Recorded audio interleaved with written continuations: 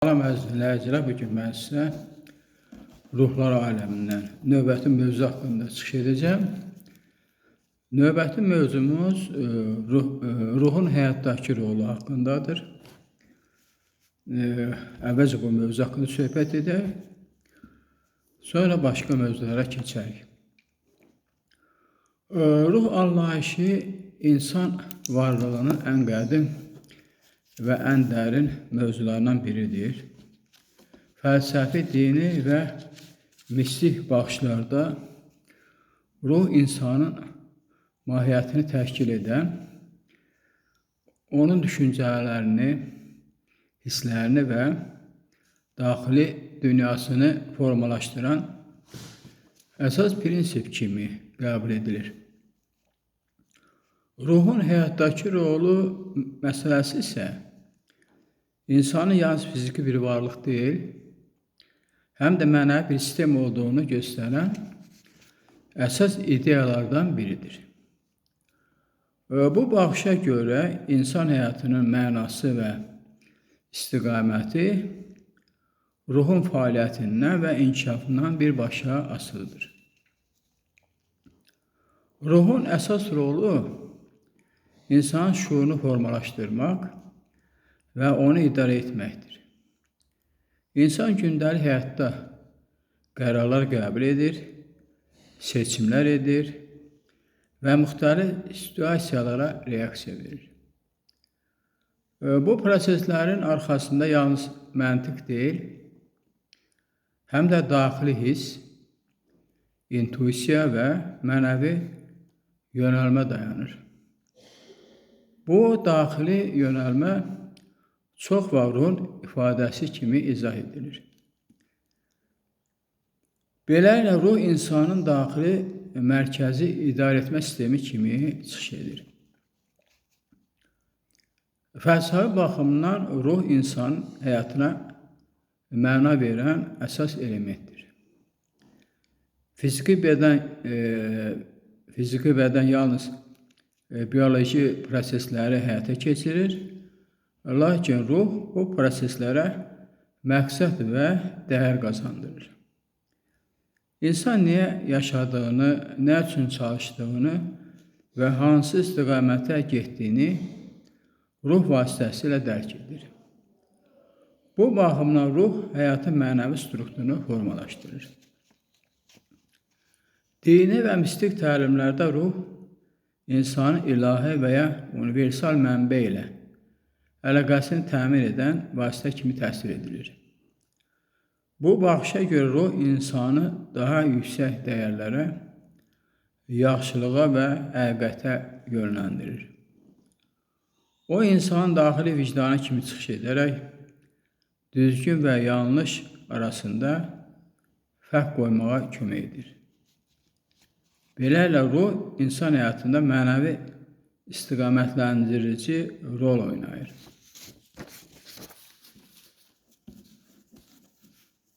Psixoloji baxımdan ruh anlayışı insanın daxili mən hissi ilə əlaqələndirilə bilər. İnsan özünü dərk etdikcə, öz emosionalını və düşüncələrini anladıqca daxili sabitlik formalaşır. Bu sabitlik ruhun balanslı vəziyyəti kimi təsvir edilir. Ruh insanın emosional dünyasını təmizləyərək yaxud da tənzimləyərək onun psixoloji sağlamlığında mühüm rol oynayır.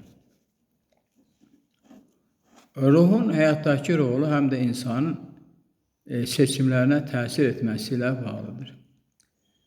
İnsan bəzi hallarda məntiqə əsaslanmadan daxili hisslərinə uyğun qərarlar verir.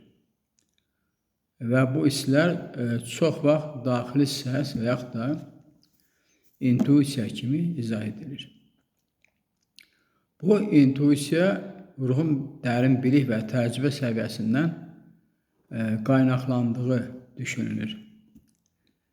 Beləliklə, ruh insanın həyat yolunu yönləndirən gizli bir mexanizm kimi çıxış edir. Ruh həm də insan emosional həyatında mühüm rol oynayır. Sevgi, mərhəmət, qorxu, sevinç və kədər kimi hisslər ruhun təzahürləri kimi qəbul edilir. Bu hisslər insanın həyat təcrübəsini zənginləşdirir və onu daha dərin, dərk səviyyəsinə aparır. Ruh bu emosiyalar təkcə yaşayır deyil, həm də onları formalaşdırır və mənalandırır. Həyatdakı çətinliklər də ruhun inkişafında mühüm rol oynayır.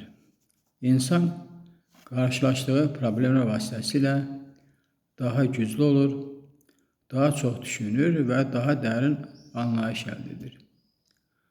Bu baxımdan ruh çətinlikləri inkişaf vasitəsilə istifadə edir. Hər bir təcrübə ruhun formalaşmasında yeni bir mərhələ yaradır.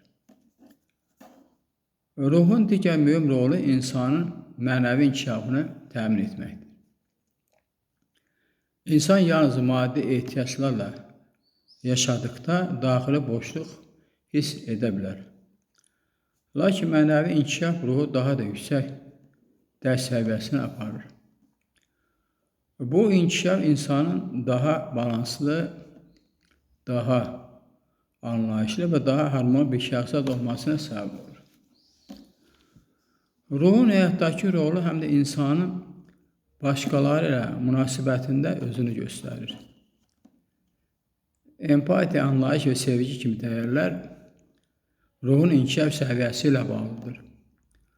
Ruh inkişaf etdikcə insan başqalarını da daha yaxşı anlayır və daha sağlam münasibətlər qurur. Bu isə sosial harmoniyanı gücləndirir. Ruh insan həyatının mərkəzi elementlərindən biridir. O, insanın düşüncə tərzini, emosional vəziyyətini, davranışlarını və həyat məqsədini formalaşdırır. Elmi baxışlar ruh psixoloji proseslər izah etsə də, fəlsəfi və mənəvi yanaşmalar onu insan varlığının əsas mahiyyəti kimi qəbul edir. Beləliklə, ruhun həyatdakı rolu insanın yalnız mövcudluğunu deyil, həm də onun necə yaşadığını müəyyən edir. Ruh insanı daha dərin dərkə, daha yüksək mənəviyyata və daha harmonik həyata yönləndirən əsas daxili güc kimi çıxış edir.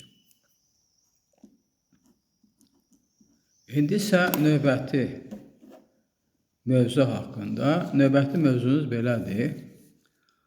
Ruh və məsuliyyət qanunu. Belə bir mövzu üzrə çıxış etmək istəyirəm. İnsan varlığını izah edən fəlsəfi və mənəvi sistemlərdə ruh və məsuliyyət qanunu anlayışı xüsusi yer tutur. Bu anlayışa görə insanın hər bir düşüncəsi, niyyəti və əməli yalnız maddi nəticə yaratmır, həm də onun daxili mənəvi vəziyyətinə və ruhun inkişafına təsir göstərir. Ruh burada sadəcə şuur deyil, həm də məsuliyyət daşıyan, nəticələri qəbul edən və inkişaf edən bir mahiyyət kimi çıxış edir. Məsuliyyət qanunu ideyasının əsas mahiyyəti ondan ibarətdir ki, insan azad seçimləri edir və bu seçimlərin nəticələri onun ruhuna geri qayıdır. Bu baxışa görə həyat təsadüfi hadisələr toplusu deyil, səbəb və nəticə əlaqəsi üzərində qurulmuş bir sistemdir. Ruh bu sistemin mərkəzində dayanır və insanın etdiyi hər bir seçim onun daxili dünyasında iz buraxır. Fəlsəfi baxımdan məsuliyyət insanın öz hərəkətlərinin nəticələrini dərk etmə qabiliyyətidir. İnsan nə etdiyini anladıqda və bunun nəticələrini qəbul etdikdə daxili inkişaf baş verir. Ruh isə bu prosesin daşıyıcısıdır. O yalnız hadisələri yaşamır, həm də onlardan nəticə çıxarır və bu nəticələr əsasında inkişaf edir. Dini və mənəvi təlimlərdə məsuliyyət qanunu çox vaxt karma, ilahi ədalət və ya mənəvi qanunyolluq kimi izah edilir. Bu baxışlara görə insanın yaxşı və pis əməlləri onun ruhuna təsir edir və gələcək təcrübələrini formalaşdırır. Ruh bu prosesdə həm səbəb yaradan, həm də nəticəni yaşayan tərəf kimi çıxış edir. Psixoloji baxımdan məsuliyyət hissi insanın öz davranışlarını idarə etməsi və nəticələrini qəbul etməsi ilə bağlıdır. Məsuliyyətli insan öz seçimlərinin nəticələrini başqalarına yükləmir, onları dərk edir və onlardan öyrənir. Bu yanaşma daxili sabitlik və emosional balans yaradır. Ruh burada insanın daxili özünü idarə etmə sistemi kimi çıxış edir. Ruh və məsuliyyət qanunu arasında əsas əlaqə dərk və şuurla bağlıdır. İnsan nə qədər şuurlu yaşayırsa, onun məsuliyyət hissi də bir o qədər güclü olur. Şuur artdıqca insan yalnız özünü deyil, başqalarını və ümumi həyat sistemini də nəzərə almağa başlayır. Bu isə ruhun daha yüksək inkişaf səviyyəsinə keçdiyini göstərir. Bu qanuna görə insanın hər bir düşüncəsi belə ruhuna təsir edə bilər.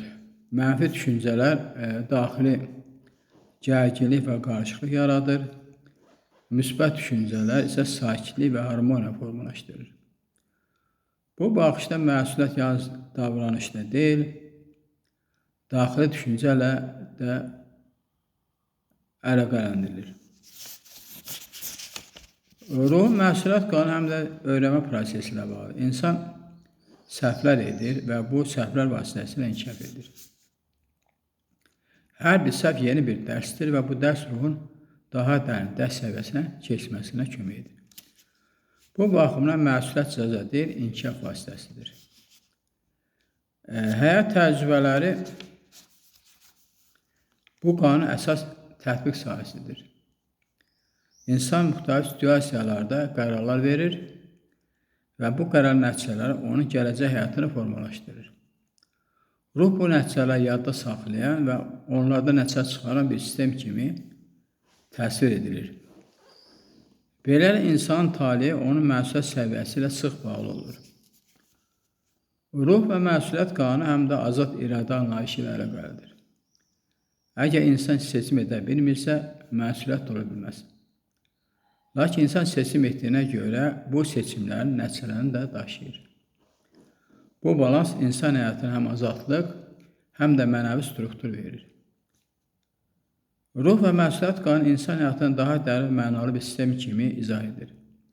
Bu anlayışa görə insan hər bir hərəkəti onun daxili dünyasında iz buraxır və onun ruhunun inkişafına təsir göstərir. Elmi baxışlar məsuliyyəti psixoloji və sosial mexanizmlərlə izah etsə də, fəlsəfi mənəvi yanaşmalar onun ruhunun əsas inkişaf qanunlarının biri kimi qəbul edir. Beləliklə, ruh və məsuliyyət qanunu insanı daha şuurlu yaşamağa, öz seçimlərini dərk etməyə və həyatına daha məsuliyyətli yanaşmağa yönəldir. Bu anlayış insanın daxili inkişafını gücləndirir və onu daha balanslı, daha müdrik və daha harmonik bir varlıq kimi daha bir varlıq səviyyəsinə aparır. İndi də növbəti üçüncü mövzu haqqında bu mövzumuz belədir. Ruhun öz yolunu seçməsi. Bax, belə bir mövzu barədə çıxış etmək istəyirəm. Ruhun öz yolunu seçməsi anlayışı insanın həyat təcrübəsini yalnız xarici təsadüflərlə deyil, daxili yönəlmə və mənəvi seçimlərlə izah edən fəlsəfi və mistik bir baxışdır. Bu ideyaya görə hər bir insanın daxilində onu müəyyən istiqamətə aparan dərin bir şuur və ya ruhani impuls mövcuddur. Bu impuls insanın həyat yolunu, qarşılaşdığı hadisələri və hətta bu hadisələr verdiyi reaksiyaları formalaşdırır. Fəlsəfi baxımdan yol seçimi azad iradə ilə bağlıdır. İnsan gündəlik həyatda saysız hesabsız seçimlər edir və bu seçimlər onun həyat xəttini dəyişir. Lakin bu baxışda seçim yalnız məntiqi qərarlarla məhdudlaşmır. Onun arxasında daha dərin bir daxili istiqamət verici güc olan ruh dayanır. Ruh insanın hansı yola daha uyğun olduğunu hiss etdirən daxili kompas kimi təsvir olunur. Mistik və mənəvi təlimlərdə ruhun yol seçməsi daha geniş mənada izah edilir. Bu yanaşmaya görə ruh maddi dünyaya gəlməzdən əvvəl müəyyən təcrübələr qazanmaq üçün ümumi istiqamət seçir. Həyat boyu qarşılaşan hadisələr bu istiqaməti həyata keçirmək üçün formalaşar və inkişaf edir. İnsan bu prosesdə şuurlu və ya şuursuz şəkildə həmin daxili planı yaşayır. Psixoloji baxımdan ruhun yol seçməsi insanın daxili meyilləri, maraqları və fitri qabiliyyətləri əlaqələndirilə bilər. Hər bir insan müəyyən sahələrə, fəaliyyətlərə və düşüncə tərzinə daha çox meyilli olur. Bu meyillər onun həyat seçimlərini istiqamətləndirir. İnsan öz daxili təbiətinə uyğun yaşadıqda daha çox rahatlıq və məmnunluq hiss edir. Bu vəziyyət ruhun öz yoluna uyğun hərəkət etməsi kimi simvolik şəkildə izah olunur. Ruhun yol seçməsi ideyasında intuisiya mühüm rol oynar. İntuisiya insanın məntiqdən kənar, lakin dərin bir hisslə doğru istiqaməti hiss etməsidir. Bəzən insan heç bir konkret səbəb olmadan müəyyən qərarlara gəlir və müəyyən bir yola çəkildiyini hiss edir. Bu hiss çox vaxt ruhun daxili yönəlməsi kimi qəbul edilir. Həyat təcrübələri də bu prosesin ayrılmaz hissəsidir. İnsan müxtəlif yolları sınayır, səhvlər edir, uğurlar qazanır və bu təcrübələr vasitəsilə özünü daha yaxşı tanıyır. Bu tanıma prosesi nəticəsində insan hansı yolun daha ona uyğun olduğunu dərk etməyə başlayır. Beləliklə yol seçimi həm daxili hiss, həm də xarici təcrübələrin birləşməsi ilə formalaşır. Fəlsəfi yanaşmalı ruhun yol seçməsi insanın məqsəd anlayışı ilə sıx bağlıdır. Hər insan həyatda müəyyən bir mənəvi istiqamət və ya məqsəd olduğu düşünülür. Bu məqsəd insanın yalnız fiziki ehtiyaclarını deyil, həm də daxili inkişafını əhatə edir. Ruh bu məqsədə doğru hərəkət edən əsas güc kimi təsvir edilir. Ruhun yol seçməsi həm də dəyişiklik və inkişaf prosesi ilə əlaqəlidir. İnsan həyat boyu dəyişir və bu dəyişikliklər onun yolunu da yenidən formalaşdıra bilər. Bəzən insan əvvəlki istiqamətindən uzaqlaşır və yeni bir yola daxil olur. Bu dəyişikliklər ruhun daha dərin dərk səviyyəsinə keçməsi kimi izah edilir. Mənəvi baxışlarda doğru yol çox vaxt sevgi, dürüstlük, mərhəmət və harmoniya ilə əlaqələndirilir. Ruh bu dəyərlərə uyğun yaşadıqda daha sakit və balanslı bir vəziyyətə çatır. İnsan öz daxili dəyərləri ilə uyğun yaşamadıqda isə daxili narahatlıq yarana bilər. Bu narahatlıq ruhun yalnız istiqamətdə olduğunu göstərən simvolik bir işarə kimi qəbul edilir. Ruhun yol seçməsi ideyası insanın azadlığı ilə tale arasındakı tarazlıq yaradır. İnsan tamamilə məcburiyyət altında deyil, lakin tamamilə təsadüfi də yaşamır. Onun daxilində həm yönəldirici bir ruhani sistem, həm də seçim azadlığı mövcuddur. Bu iki amil birlikdə insanın həyat yolunu formalaşdırır. Ruhun öz yolunu seçməsi anlayışı insanın həyatını daha dərin və mənalı bir proses kimi izah edir. Bu baxışa görə insan yalnız xarici şəraitin məhsulu deyil, həm də daxili ruhani yönəlmənin daşıyıcısıdır. Elmi yanaşma bunu psixoloji meyllər və qərar vermə mexanizmləri izah etsə də, fəlsəfi və mənəvi sistemlər onu ruhun daxili məqsədi və inkişaf yolu kimi qəbul edir. Beləliklə, ruhun yol seçməsi insanın həyatını daha şüurlu yaşamasına, daxili səsini dinləməsinə və özünə uyğun istiqaməti tapmasına kömək edən əsas mənəvi anlayışlardan biridir. Bu proses insanı daha balanslı, daha dərkli və daha harmonik bir varlıq səviyyəsinə aparır. İndi isə növbəti mövzu haqqında ruhların təcrübə mübadiləsi. Belə bir mövzu üzrə çıxış etmək istəyirəm. Ruhların təcrübə mübadiləsi anlayışı insan varlığını daha geniş, metafizik və simvol bir çərçivədə izah edən bir ideyadır. Bu baxışa görə hər bir ruh yalnız fərdi bir təcrübə daşıyıcısı deyil, həm də daha böyük bir mənəvi sistemin hissəsidir. Bu sistem daxilində ruhlar bir-birinin təcrübəsindən dolayı və ya birbaşa şəkildə öyrənir, təsirlənir və inkişaf edir. Beləliklə, təcrübə təkcə fərdi proses deyil, həm də paylaşım və qarşılıqlı təsir prosesidir. Fəlsəfi baxımdan təcrübə mübadiləsi insan şüurunun kollektiv xarakterini göstərir.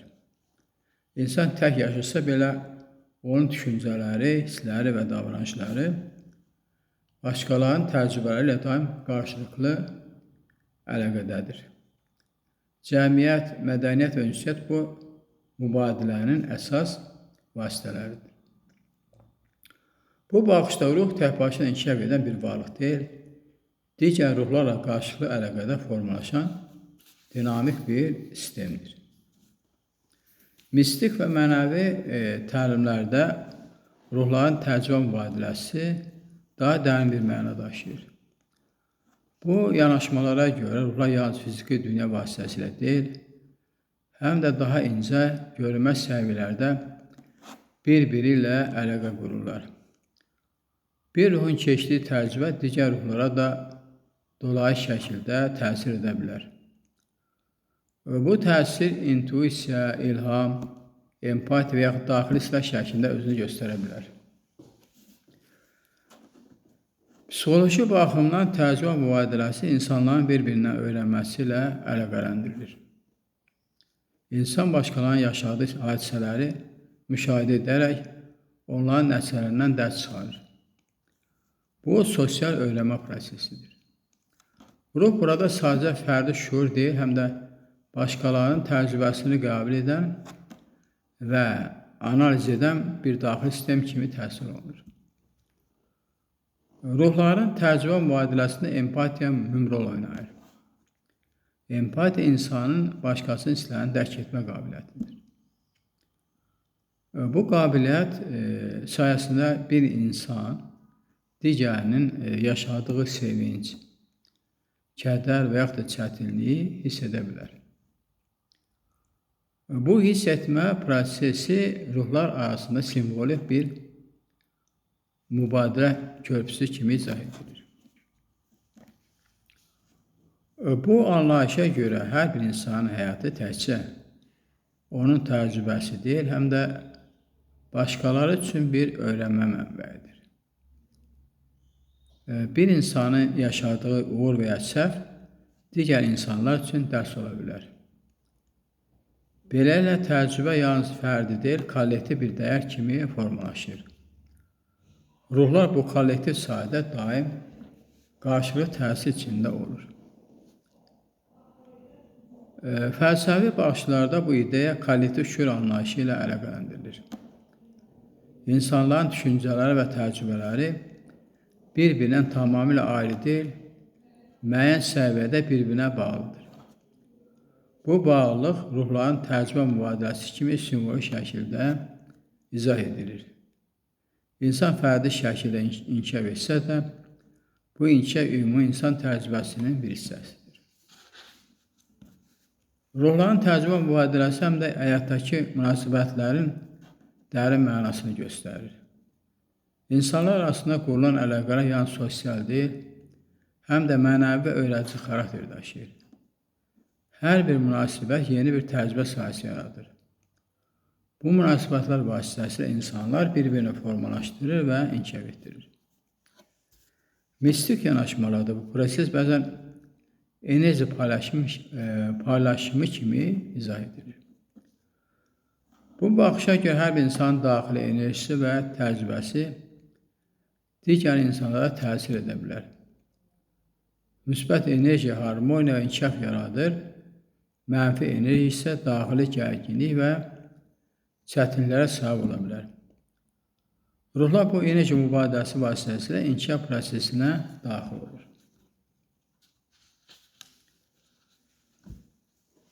Ruhların təcrübə mübadiləsi həm də öyrənmə və inkişafın davamlılığını göstərir. İnsan yalnız öz həyatından deyil, başqalarının təcrübəsindən də öyrənir. Bu, insan şuurunun genişlənməsinə və daha dərin anlayışa çatmasına kömək edir. Belə ruhlar arasında görünməz bir öyrənmə şəbəkəsi mövcuddur. Ruhların təcrübə mübadiləsi ideyası insan varlığını daha geniş və əlaqəli bir sistem kimi izah edir. Bu baxışa görə hər bir ruh həm fərdi, həm də kollektiv inkişaf prosesinin iştirakçısıdır. Elmi yanaşmalar bunu sosial və psixoloji öyrənmə mexanizmləri ilə izah etsə də, fəlsəfi mənəvi sistemlər onun ruhlar arasında dərin qarşılıqlı əlaqə kimi qəbul edir. Beləliklə, ruhların təcrübə mübadiləsi insan həyatını daha mənalı və qarşılıqlı bağlı bir proses kimi göstərir.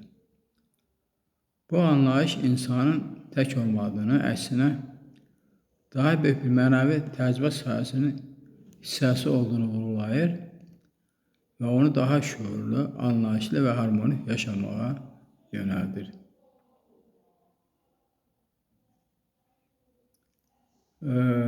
İndi təxminən mənim 2 dəqiqəm var. Mən istəmirəm ki, növbəti mövzuya keçim.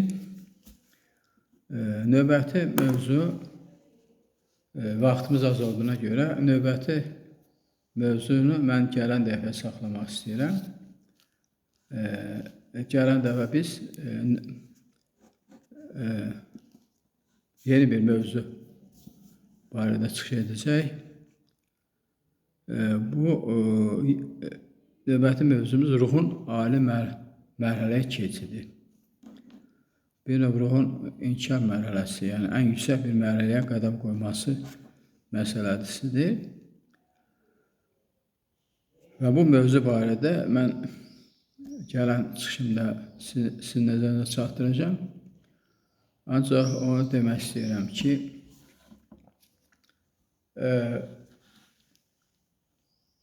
düzdür, mənim belə deyək, abunəçilərimin sayı 717 nəfərdir və bu abunəçilərin sayı, yəni mərhələmi az da olsa, yavaş-yavaş abunə olan sayı artır. Ancaq yəni bir şey məni maraqlandırır ki, mənim 717 abunəçim olsun, ancaq yalnız 2 nəfər mənim dinləyicim həmişə mənə komment yazır. Mənə çox maraqlıdır ki, bax bu 717 nəfər abunəçi var. Bu 717 nəfərdən yalnız general ləqəbli mənim dinləyicim, bir də İsveçrədən olan Qot ləqəbli mənim dinləyicim tez-tez mənə kommentlər yazır. Mən hər ikisinə, general ləqəbli dinləyicimə də, Qot ləqəbli dinləyicimə də, hansı ki İsveçrədə yaşayır, hər ikisinə həmişə minnətdarım bildirmişəm. Təşəkkür edirəm ki, mənim çıxışlarıma öz fikirlərini bildirirlər. Həm müsbət fikirlər söylərlər, həm iradlarını da bildirirlər. Və mən həmin dinləyicinin həm müsbət fikirlərini də, iradlarını da qəbul edirəm. Ancaq necə olur ki, belə komment, yəni yazmaq elə bir çətin məsələdir ki, bir cümlə öz fikrini bildirəsən. Mən bilirəm ki, təkcə mənim çıxışlarıma bu 2 nəfər dinləyici qulaq asmır. Başqaları da qulaq asır. Ancaq çox təəssüflənirəm ki, çıxışlarıma bir öz fikirlərini bildirən başqa dinləyicilər görmürəm. Ancaq mənim qəlbimdə Yaradan Zərrəci yaşayır. Yaradan Zərrəci mənə deyir ki, sənə çıxışlarına bəyənmə işarəsi qoysalar da, qoymasalar da, sənə komment yazmasalar da, sənin qarşına mən vəzifə qoymuşam və ona görə də Yaradan Zərrəci, Allah Taala'nın izni rüsxəti ilə Yaradan Zərrəcinin göstərişlərini mən alın-açıq yerinə yetirirəm, vəzifə borcumu yerinə yetirirəm və eyni zamanda mənim bu çıxışlarım təkcə insanlar üçün yox, silli qüvvələr üçün də ünvanlanıb. Ona görə də mən heç vaxt ruhdan düşməmişəm və nə qədər yaşayamsa bu dünyada öz çıxışlarımı davam etdirəcəm.